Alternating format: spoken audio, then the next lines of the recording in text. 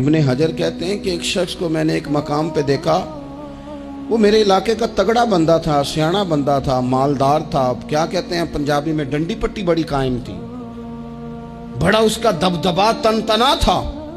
लेकिन मैंने उसे तबीब की दुकान पर लेटे हुए देखा तो उसके वजूद से पीप निकलती थी। मैंने उसे कहा, यार तेरे नाम से तो लोग खौफजदा रहते थे, तेरा नाम लेके तो लोग बच्चों को डराया करते थे, तेरे से इंसलाक रखने वाले तो बाजारों में गर्दनें ऊंची करके चलते, तुझे क्या हुआ? तो कहने लगा, बस जब खुदा का हुक्म आया, जब अल्लाह की हिकमत का गलबा हुआ, जब तक उसने ढील दी तो दी, लेकिन जब वो पकड़ने पे आया तो फिर हाल ये हुआ कि एक गरीब मछेरा मछलियां पकड़ने के लिए दरिया में सारा दिन बैठा रहा, उसे मछली ना मिली। शाम को रो ही पड़ा कि मालिक, मेरे तो बच्चों के पास खाने को भी कोई शय नहीं। तो एक मछली शाम को बड़ी मेहनत के बाद एक बड़ी मछली उसके हाथ लगी। उन दिनों ना मछलियां मिलती थी ना गोश्त मिलता था। वो बेचारा एक मछली लेके जा रहा था अपने घर की जानिब, तो सामने उसे मैं आ गया। जो तरीका होता है, किधर लेके जा रहे हो, कहाँ से ली है?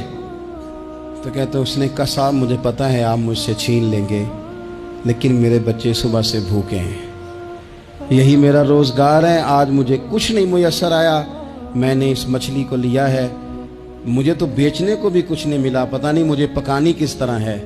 तो ये एक मछली मेरे बच्चों की खुराक बनेगी, कल लूट लेना, परसों लूट लेना, तुम्हारा तो काम ही लूटना है, चलो कुछ दिन के लिए हाथ रोक लो।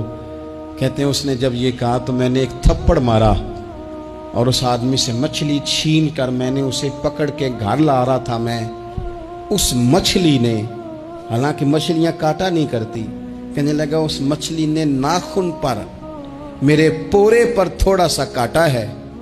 और मैंने कहा कोई बात नहीं, मछली ज़रा बड़ी थी, उसने काट लिया। मैंने थोड़ी सी पट्टी बांधी और घर वालों को कहा मछली पका दें, उन्होंने पकाई, खाई, कुछ पता ही नहीं था।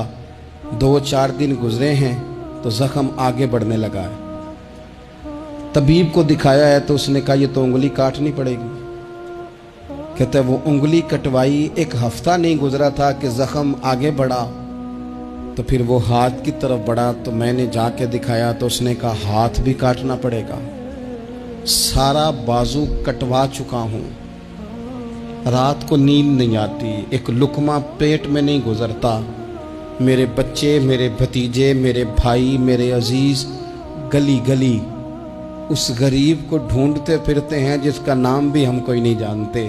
थक गए तलाश कर करके, खुदा जाने कहाँ छुप गया अल्लाह की इतनी बड़ी ज़मीन में, वो मिलता नहीं, मैं सो नहीं पाता।